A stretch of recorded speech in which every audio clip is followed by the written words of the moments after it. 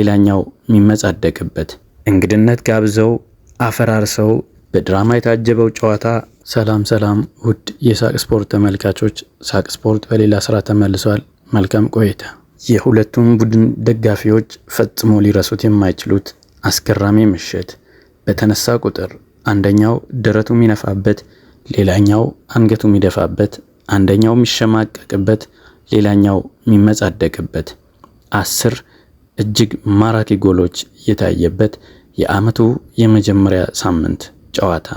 ይህ በድራማ የታጀበው ጨዋታ ኦልድ ትራፎርድ ላይ በማንቸስተር ዩናይትድ እና አርሰናል መካከል በነጮች ዘመን አቆጣጠር በነሐሴ ወር 2011 ዓ.ም ላይ የተደረገ የእንግሊዝ ፕሪሚየር ሊግ ጨዋታ ነበር። በዚህ ጨዋታ የሰር አሌክሳንደር ቻክማን ፈርጉሰን የፈርጊ ልጆች በቬንገር የሚሰለጥኑት መድፈኞቹን እንግድነት ጋብዘው አፈራርሰው ለወሬ ነጋሪ ሳያስቀሩ ድባቅ መተው በማዋረድ በመጡበት እግራቸው ወደ ፍላይ ኤምሬትስ ሸኝቷቸዋል።